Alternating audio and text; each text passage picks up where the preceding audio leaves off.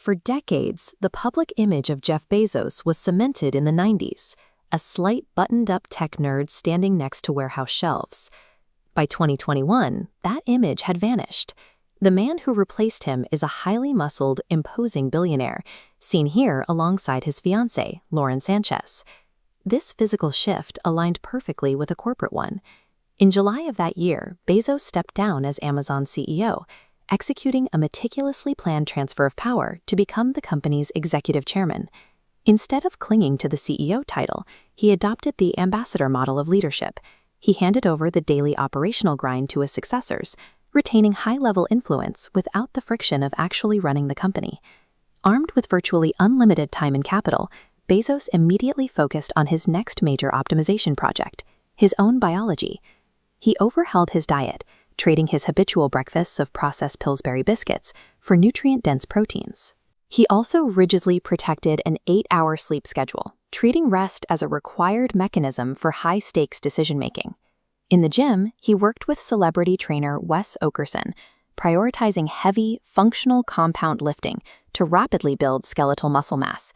He even deployed his capital at the cellular level, making heavy financial investments in radical life extension startups like Altos Labs to actively fight the aging process.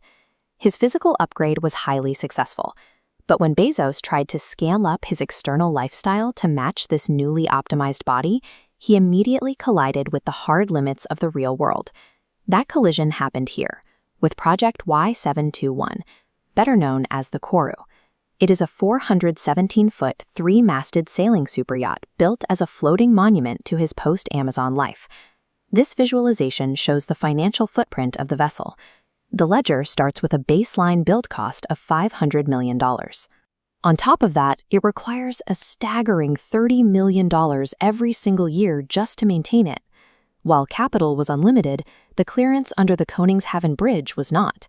The massive yacht sat trapped in the shipyard, blocked by the historic span known locally as De Hef. To get the boat out, the shipbuilder, Oceanco, made an audacious request to the city of Rotterdam. They asked to temporarily dismantle the center of the beloved 1927 monument. The request exposed a harsh assumption.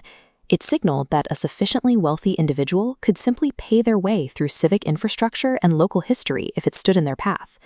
The response was immediate and furious. Rotterdam residents quickly organized a viral movement, threatening to line the riverbanks and pelt the superyacht with rotten eggs if it passed through their dismantled bridge. Facing a severe public relations disaster, Oceanco officially surrendered and withdrew the dismantling request. Instead, they opted for a highly secretive workaround. In the dead of night, the Koru was quietly towed out of the shipyard without its massive masts installed, specifically to evade the angry public. The yacht incident exposed the hard boundaries of earthly geography, but Bezos's primary focus had already shifted toward a domain where those boundaries disappear, leaving only the constraints of physics. His true motivation for stepping away from the daily operations of Amazon was to dedicate his time and capital to his aerospace firm, Blue Origin. This focus resulted in ambitious new hardware, most notably the large-scale Blue Moon lunar lander, designed to deliver heavy cargo to the lunar surface. But expanding into space dragged Bezos into a bitter, multi-front war with the only other man operating at his financial and industrial level, Elon Musk. This orbital map illustrates the battle for global satellite internet, pitting Amazon's Blue Kuiper nodes against SpaceX's Red Starlink network.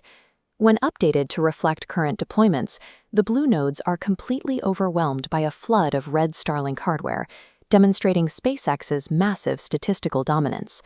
This is an active, cutthroat fight. Both men are aggressively maneuvering to control the next era of human infrastructure, and they are using every tool available to slow each other down. The conflict extends to terrestrial real estate.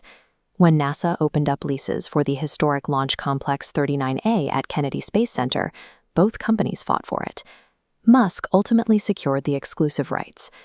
When NASA later awarded a highly lucrative lunar lander contract entirely to SpaceX, Blue Origin escalated the rivalry by suing the U.S. government. Musk publicly retaliated. He mocked Bezos's company on social media, renaming them Sue Origin and accusing them of relying on legal warfare rather than actual engineering progress.